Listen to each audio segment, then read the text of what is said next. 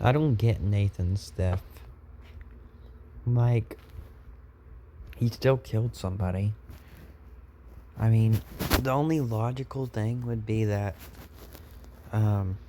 Roy was just already dead in Death's eyes because of the tumor. But he killed somebody. It doesn't matter if they were dying. At least that's what I think. I want to talk about the other movies and how they progress just a little bit. One is probably best plot. Simple, sweet, enjoyable. All of them are pretty decent characters besides like one of them. Two decent characters, starting to go a little bit downhill. The characters still are likable though. Three, most of the characters aren't very likable, not very memorable. Four, that one was no. Five, we finally get some decent characters that we actually feel bad for since 1 and 2. 3 and 4, I didn't really feel bad for any of the characters besides Ian.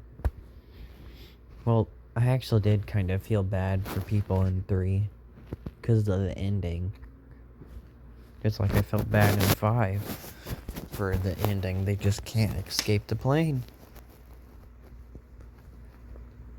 I'm gonna talk about the difference of the plot. One, they're deemed as psychos, obviously, and then they're investigated by the FBI. Alex is seen at like every crime scene. Two actually kind of was weird because Def's supposed to kill them like one at a time,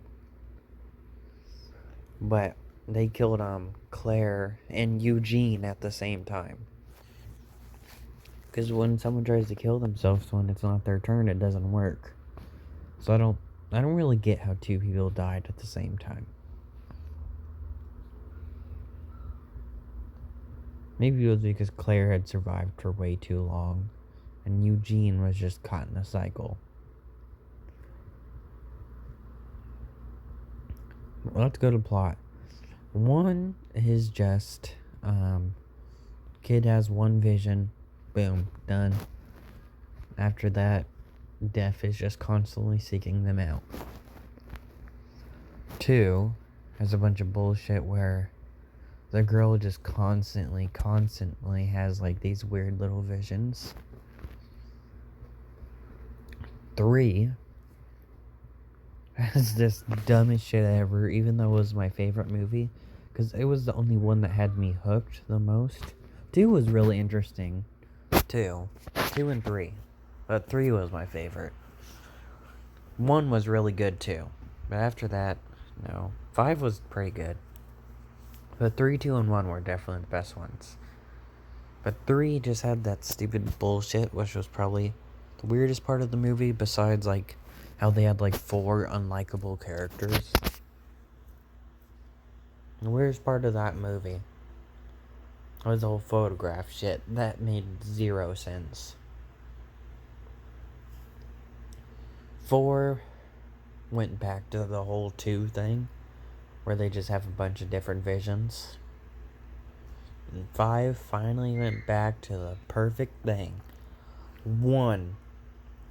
And we got some new directors. I think we got like one of the directors stayed the same. And this is the first one that got a tomato. 4 did super bad. It had a 28.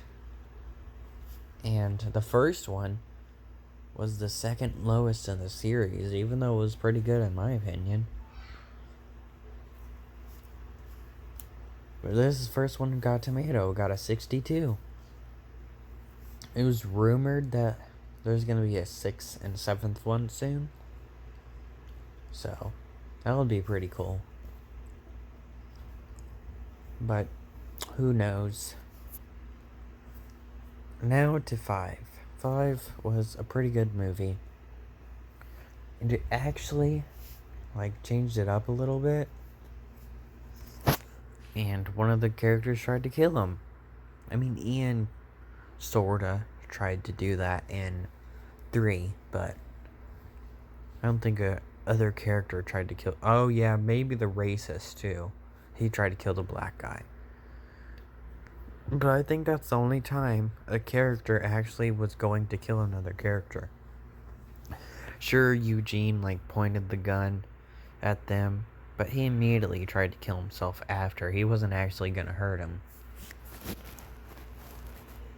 But this one, this dude was full on chasing them, had a gun, used knives, had a plan so he didn't go to jail.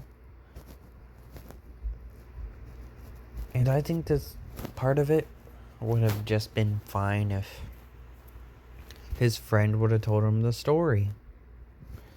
And I did like how they connected it to Flight 180. So that was pretty cool.